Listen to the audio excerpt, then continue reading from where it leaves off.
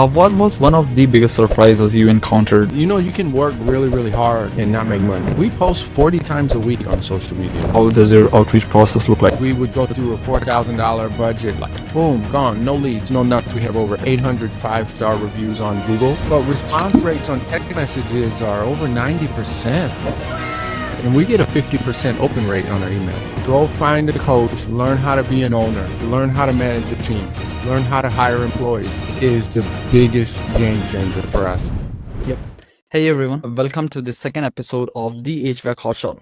I'm Yash from HVAC 10X, your go-to HVAC marketing company. Today I'm thrilled to have a special guest with us, the owner of AC Man Heating and Air. He's here to share his journey and some expert advice with us. Welcome, Mr. Mike. How's everything going? Good, pretty good. How's everything going with you? Great this side as well. Let's get started with your story. How did you first get into the HVAC industry? Was it a planned career path or did you discover it along the way? No, it wasn't planned at all. So I was in the military for 6 years. I was in the United States Air Force. And when I finished my 6 years out, I pretty much had to figure out what to do. So while I was in the Air Force, I did a couple different things. I worked on generators, worked on 300 different types of equipment. Heating and air conditioning was one of them. So pretty much just like threw a dart and said, let's do this one. And that's how it all started. Very fascinating. Do you think the thing that you did earlier is still helping you in the business right now? Absolutely. Yeah, absolutely. So the Air Force, the training is really, really good. We went through, 6 months training, just schematics, so it's really in depth because when you're working on aircraft type equipment, it's life or death situation. So you have to be able to troubleshoot. You have to troubleshoot fast. It's a little different when you're working on air conditioners in people's houses. It's not life or death. But that standard is there for the troubleshooting, so it definitely helps me to have that standard. Crazy. Yeah. What was one of the biggest surprises you encountered, when you started your own HVAC business? Something you didn't expect at all. Well, I didn't expect initially. So when I started at the beginning, I was by myself, right? So some companies, they start, they take over their father's business or their mother's business. Some people buy a business from a loan. I started by myself out of a car, out of the trunk of the car. And I thought it would be a lot easier. It wasn't easy at all. Getting customers is difficult. And, it was a little surprising because I could fix air conditioners, but there's a whole business behind having an HVAC business. It's not just, oh, hey, I have these tools, I have this knowledge, I'm going to go out there, I'm going to crush it. There's a certain understanding you have to know to run a business, to have a website, to show up online, do all of these things, especially now. So remember, I started 20 years ago. In 2004, the internet is not what it was. Yeah. So it actually gets harder every year that goes by. The more advanced search engine optimization gets, ads gets, more companies come in because it's easier to buy software. All of that actually gets tougher and tougher. By the way, where did you learn about HVAC and the tools, the stuff needed, and the overall skill that's needed here? So you said, when did I learn it? Where did you learn that from? Air Force, yeah. Well, so Air Force taught me because I was working on heating and air conditioning equipment. I did take 2 years when I got out of the military to go to a tech school, to take my heating and air conditioning knowledge from more commercial aircraft type of world into residential commercial world. So I took 2 years at the tech school. And it's funny because I did a 2-year program and I actually left in the middle of my second year. I never finished. That's one thing a lot of people don't know about me. So I was sitting in class in my second year. I was poor, couldn't really pay my bills. And I remember sitting in my second year class, hearing the instructor talk.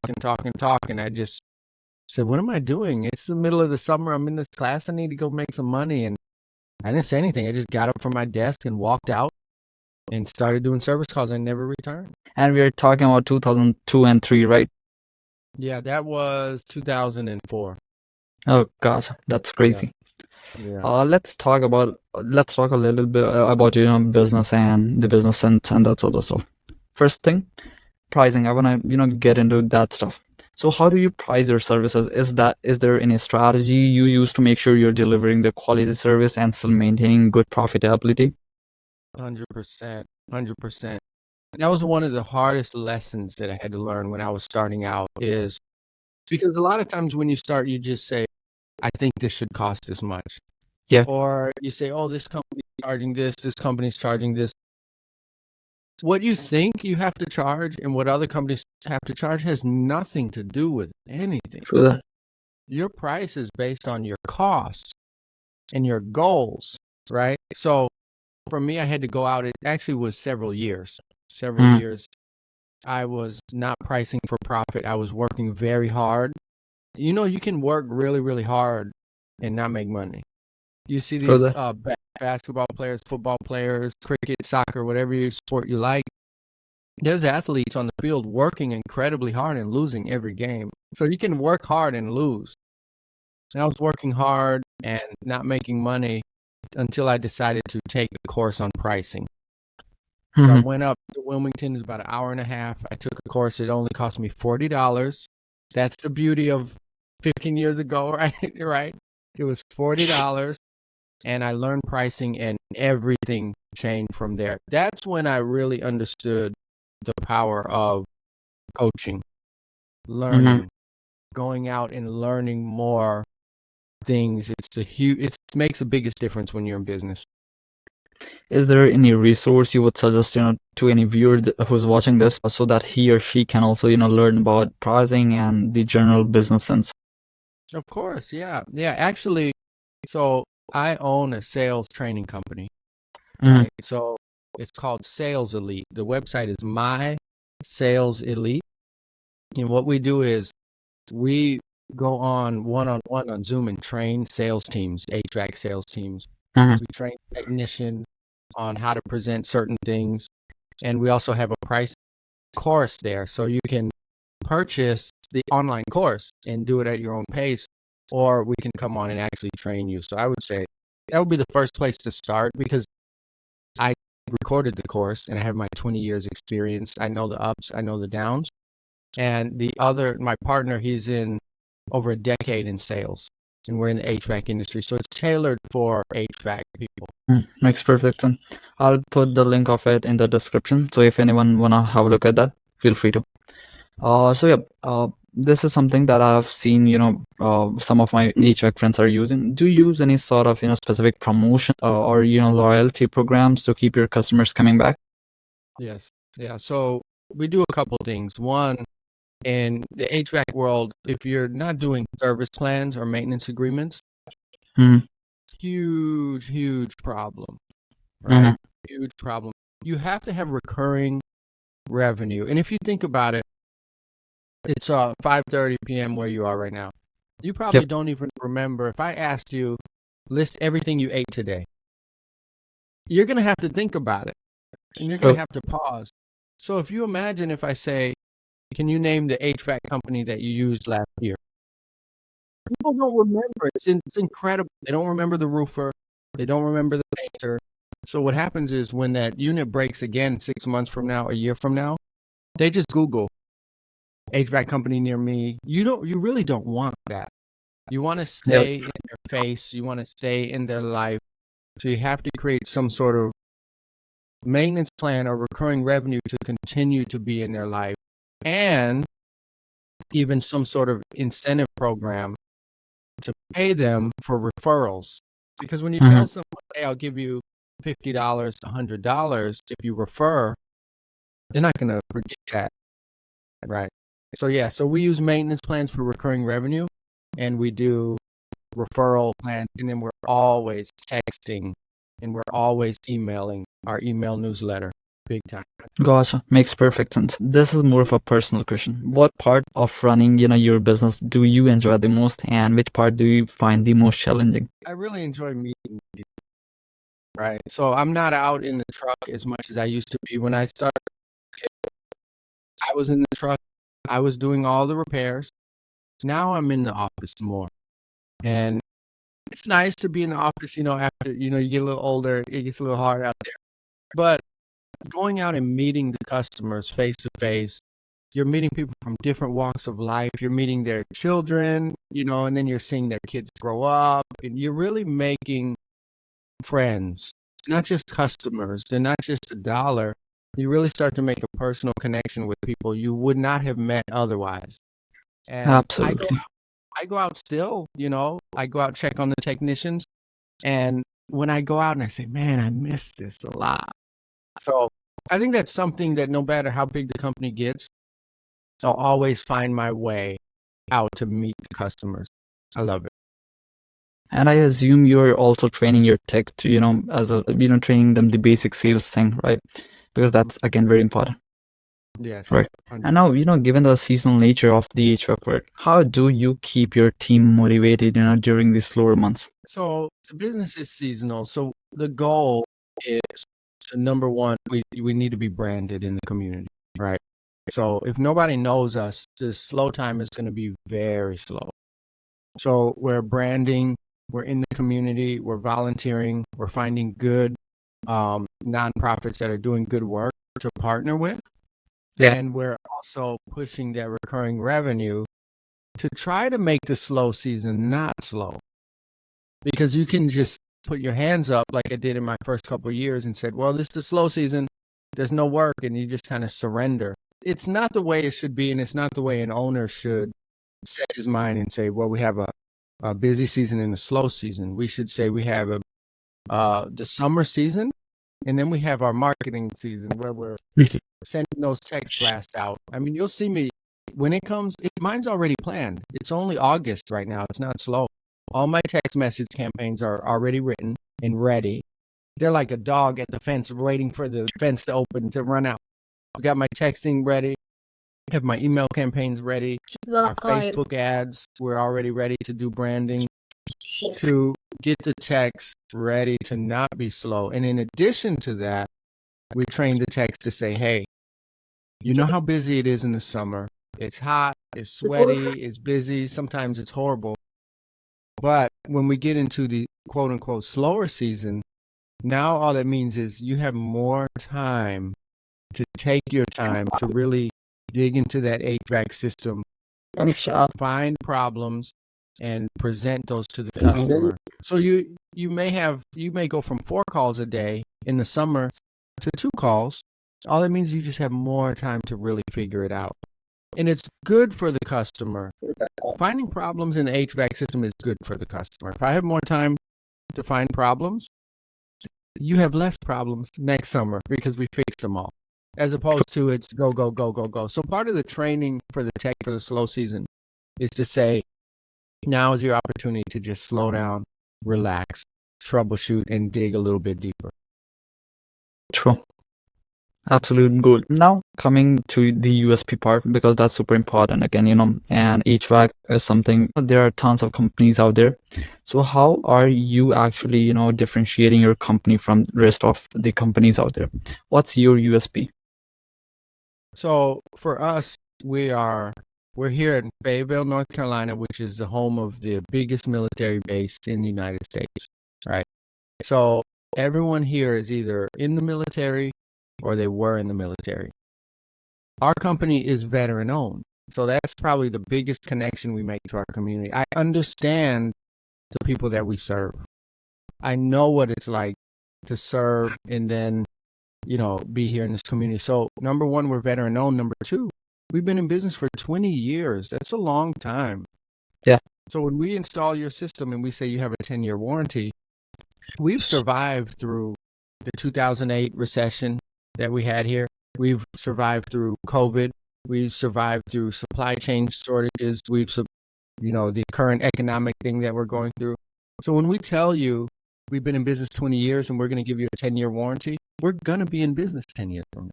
These companies disappear every day, right? So for us, we're veteran owned. We've been here for 20 years. We have over 800 5-star reviews on Google.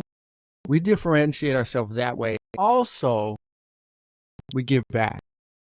So in our company, the name is AC Man Heating and Air. So the mascot is a superhero. So we have what we call the hero promise. We honor our customers. We honor your time, right? We believe in excellence in all we do. If we do it, we're going to do it right the first time.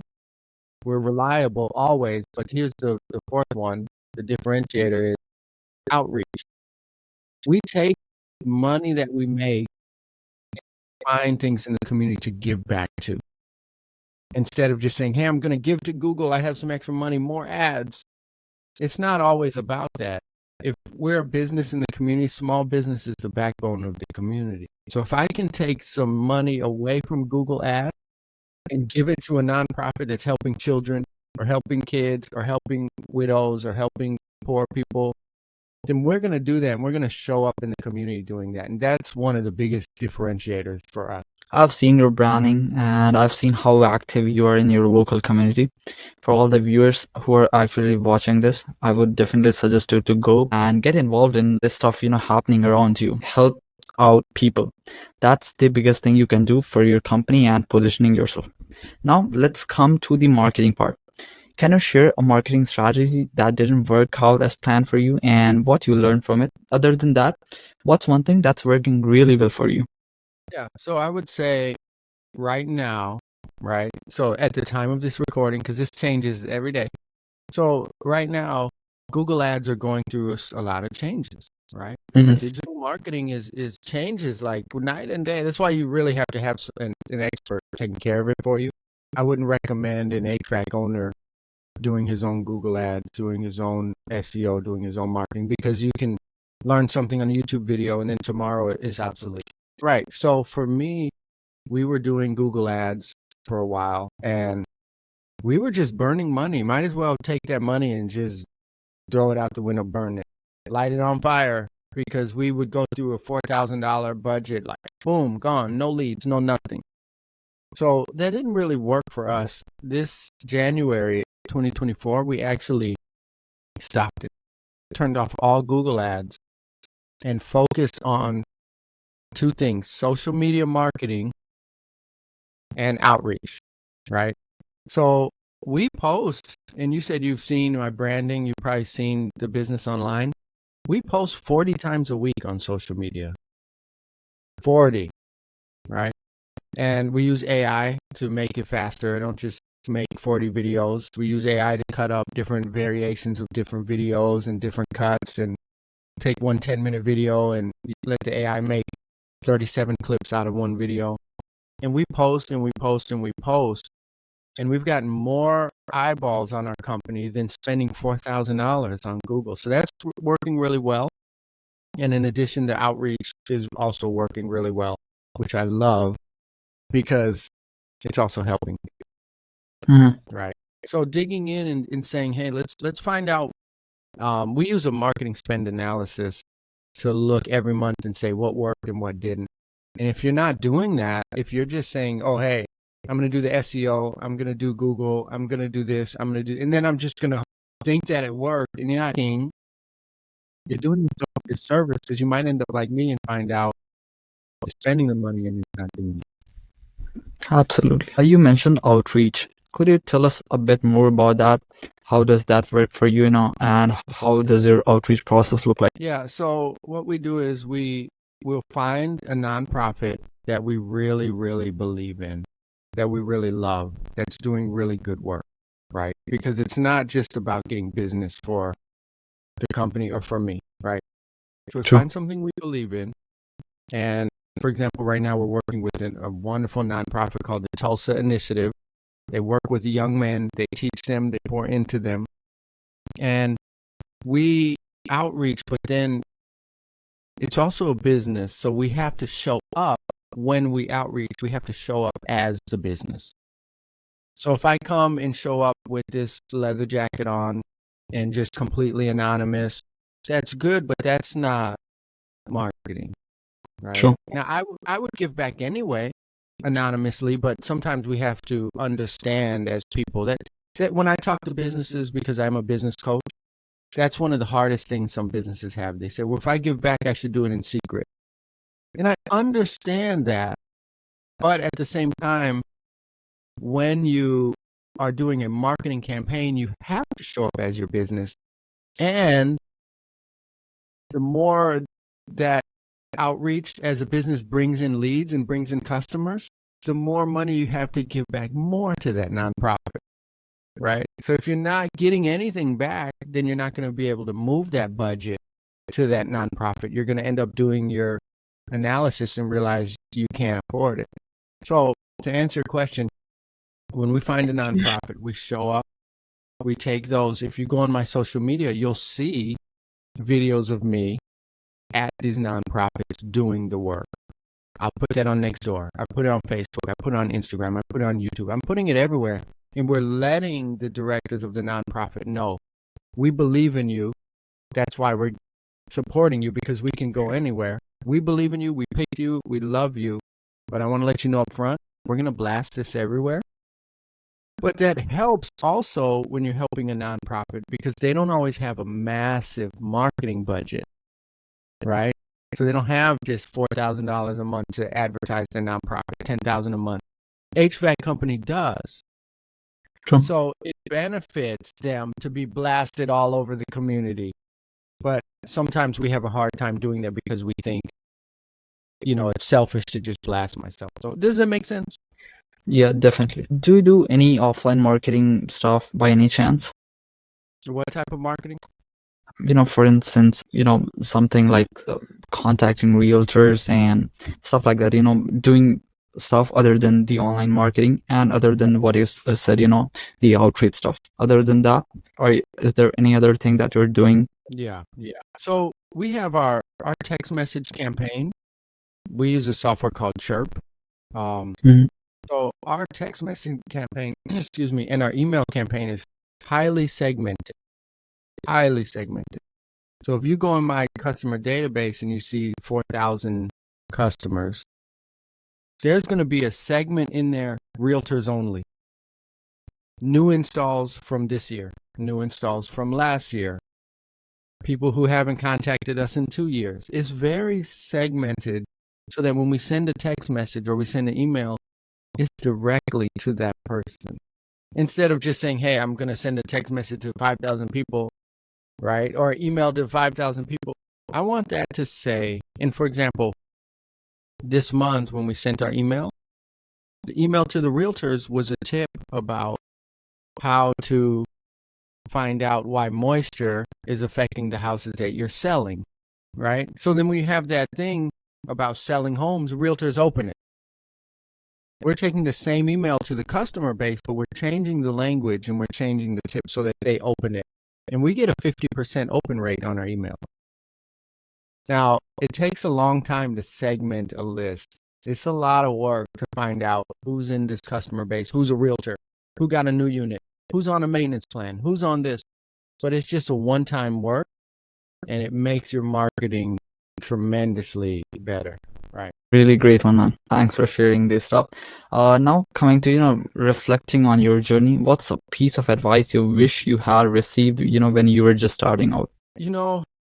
I would say, number one, this is going to be very, very difficult. If I go like back in time and talk to my younger self, like right now, my 44-year-old self, talk to my 24, I would say, Michael, it's going to be very difficult. It's not going to be fun. You're going to cry sometimes. I cried in my van before, right? I would say, you're going to cry sometimes. When you start out, you may not be able to pay your bills. You may not be able to support your family. There's going to be times when customers are going to be horrible. There's going to be times when business is going to be horrible. But keep pushing. It doesn't mean you're a failure. It doesn't mean you're a screw up. It's just the nature of business. And number two, go out and learn how to run a business. Right? Because that's what stagnated me from. I knew HVAC and I had customers, but I didn't know business. So I would say go out and learn how to price jobs. Stop asking people, how much should this be? How much should this be? How, your friends in HVAC, they might be going out of business. You're asking your friends how much they're charging. What if they're going out of business? Go find a coach. Learn how to be an owner. Learn how to manage a team. Learn how to hire employees. Learn how to manage those employees. Learn how to make sure if your employees are stealing from you. So I would have started immediately, bought a van, bought my tools, got a business coach. from the jump. That would be my number one advice. Again, a great one. Now, coming to, customer feedback. No matter what business we are in and no matter what niche or industry we are in, we will always have someone who is gonna, give us negative feedback and who might not be as happy with us, be it with our service or personally or stuff like that. How do you handle that? And how do you gather and utilize more feedback to improve your services? I think if it's negative feedback, even if it's positive feedback, so if you get a 5-star review, you need to respond to that review. You need to say thank you, right? So negative feedback, I think a couple things should happen, and this is a real process that should be written down if somebody's listening. Okay, you open your computer, you got a 1-star review, they trashed your business. Step 1. Close the computer, take an hour, don't respond, right? Because you're angry, you're hurt, you got all these emotions, and when you type a response to that review, it's going to be a horrible response.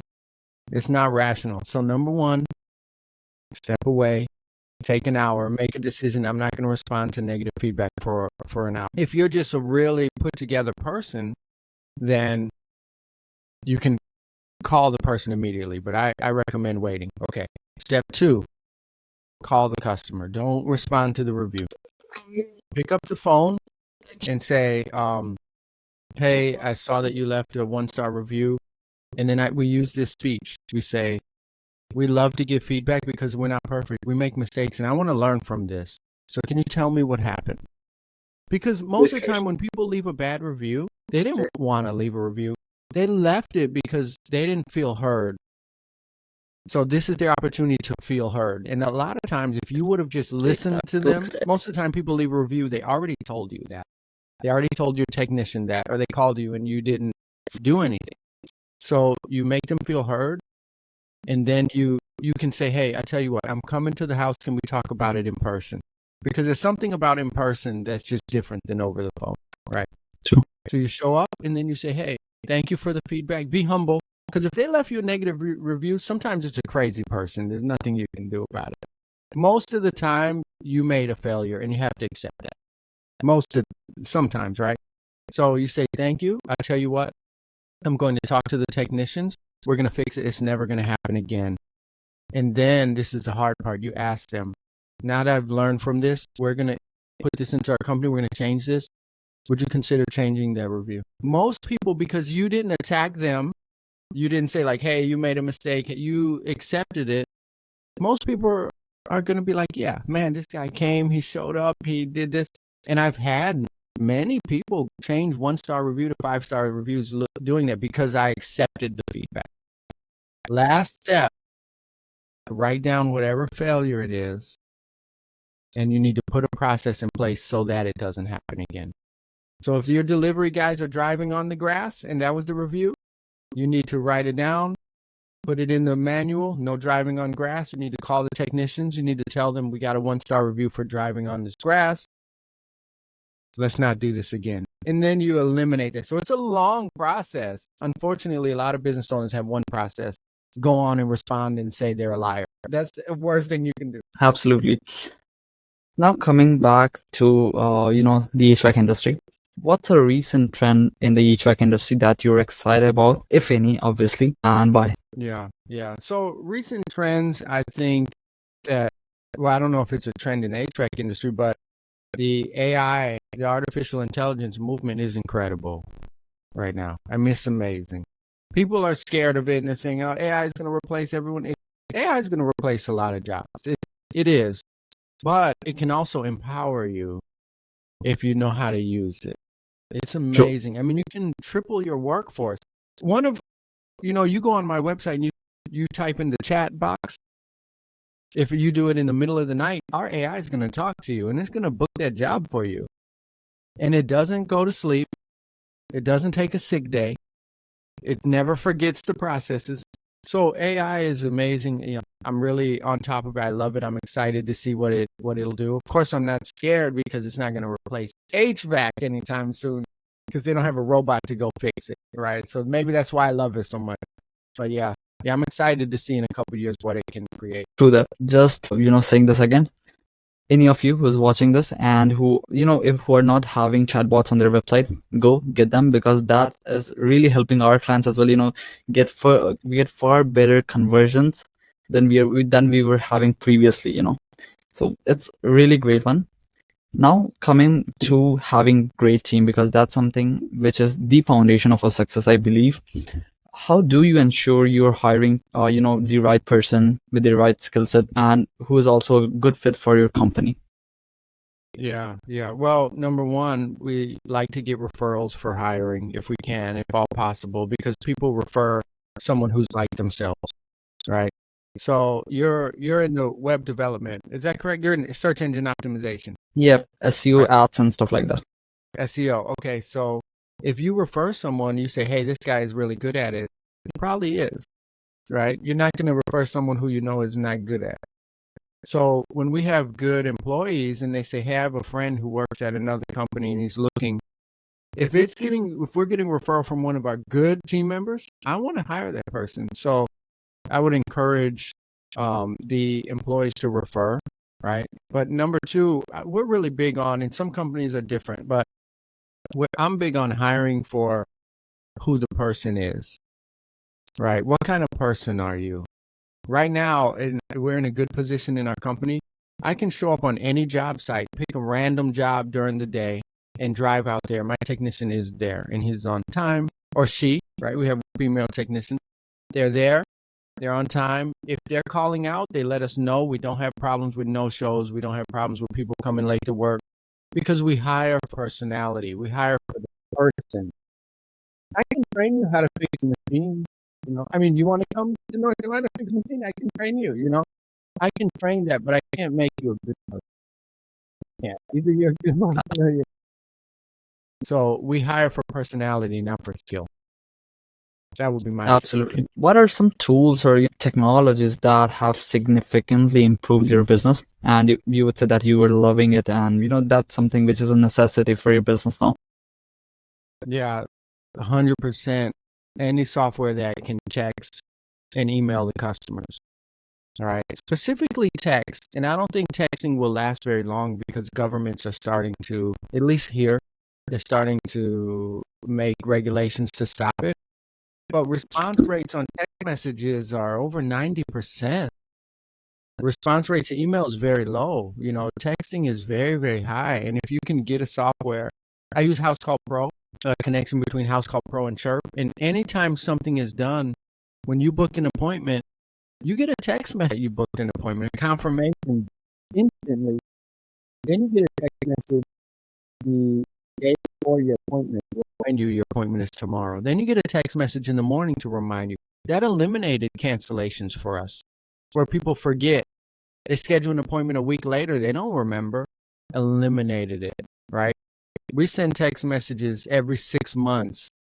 Hey, can you believe that it's been 6 months since we last serviced your AC. Would you like to schedule again? That text message goes 6 months, 12 months, 18 months, 24 months. It's automatic. So automated texting is the biggest game changer for us. I love it. Right now, coming back to your company, thinking about the future, where do you see your company in the next 5 years? I see our company in 5 years, obviously still here in business, right? So in 20 years, we would be at our 25th anniversary. Our family business, as far as it's getting passed down to my children. I have a wife and 3 boys. And one of the boys is just graduated from high school. He's in college and he's working full time. And his path is to be general manager, right? So in a couple years, you'll start to see this face of the company getting a little bit of a younger face, which is good because it brings a fresh vigor, a fresh, new look, so in 5 years, I see that. I see the same hero promise with a new younger face of the company. That's a good one. Those were only questions that I was having for this one. Really loved it. Thank you again for sharing your journey and insights with us today. And it's been a pleasure having you on the show, man. I really appreciate that. Thank you. Anytime.